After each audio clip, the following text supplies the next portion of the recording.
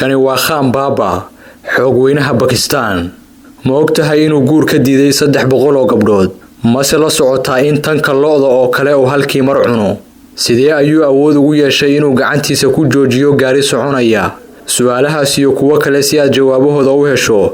dhamayso warbixintan like saar bogga Maxamed Muuse Tarsan sina faafi muuqaalkan mahadsanid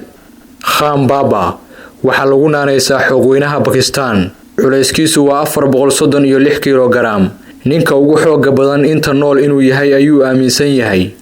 waa wiilka curad ee qoys maal qabeeno ah oo siiya wax walba oo uu ku raaxaysan karo wax walba caadi ayay ahaayeen ka hor dhalashadiisii oo ku beegan 1994 looma malaynayn inuu noqon karo nin ka duwan dadka kale oo u xoog badan sida geela ama u cunto badan sida looda waxa uu inta badan noloshiisa ku soo qaatay magaalada Mardan ee gobolka Khyber Pakhtunkhwa ee dalka Pakistan oo ah magaalo koror dadweyne sameeynayay laga soo bilaabo dabayaaqadii qarnigii 19aad taasi oo ku taal dooxada Peshawar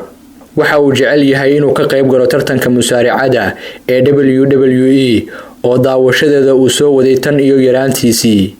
maalintii 5 jeer ayuu wax cunaa sida caadiga waxa mar walba loo keenaa 6 kiilo oo hilib duban ah 4 xabo oo digaag shiilan ah 36 ukun la kariyay ah 7 baaquli oo bariis ah 4 saxan oo qudaarta cagaaran ah waxaana cuntada u kariya 12 kuug oo 4 u wada shaqeeya 27 jirka reer Pakistan waxa uu guur ka diiday 300 oo haweena sababtuna waa inay ka yar yihiin xagga jirka oo aysan sinaba isula jaan qaadi karin waxa uu doonayaa in lamaanihiisa ku haboon uu dhararkeedu noqdo 6 feet iyo 4 inji waxa uu sheegay inuu tixgelin doono haweeney kasta oo miisaankeedu uu ka weyn yahay 300 oo kiilo haddii ay taasi dhici weydo waxa ay ka dhigan tahay si walba oo gabadhaasi ay u jeceshahay in guurkeedu uu burburi doono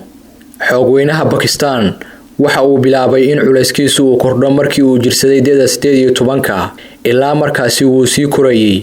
halkii uu ka walwali lahaa culayskiisa sii kordhaya waxa uu go'aansaday inuu xitaa kor u sii kaco kaasi oo jeclaystay inuu galo tartamada culayska iyo xoogga isagoo ka hadlaya caqabadaha uu kala kulmo nolol maalmeedkiisa Khan Baba waxa uu sheegay inuu caafimaad qabo balse dhibaatada kaliya ee uu wajahaya ay tahay ka digidda iyo fuulista gawaarida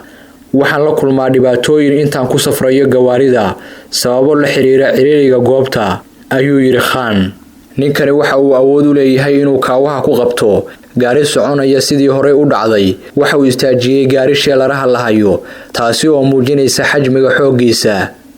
waxa uu u hanjabay dowladda Israa'iil oo duulaan ku ah dhulka Falastiiniyiinta isagoo sheegay inuu Yuhuudda awoodiisa kaga hortagi doono haddii aysan joojin dhul balaarsiga ay ka wadaan Falastiin suxufi weydiiyay su'aalo aan munaasib ku ahayn ayuu ku tijaabiyay xooggiisa isagoo intuu kala tuuray feer shafka ka geliyay waxa uu caan ku yahay kaftanka iyo dabeecadda dibindaabyada oo uu xoog sheegto saaxiibadii dadka yaqaan Khan Baba badanaa ma gacan qaadaan oo banaanka ayay uga gacan haatiyaan balse marka la duubayo muuqaalkan nin aan aqoon badan u lahayn ayaa ku kadsoomay kaasi oo salaamay Khan Baba oo ciyaar ahaan ula jeeda ayaana gacantiisa xoog u qabtay waxa uuna gaaray heer uu xanuun dartii la ilmeeyo abaanduulaha ciidanka xoogga dalka Pakistan ayaa kamid ah siyaasiyiinta ku soo booqday gurigiisa waxa uuna go'aamiyay in la siiyo bilad sharaf geesinimo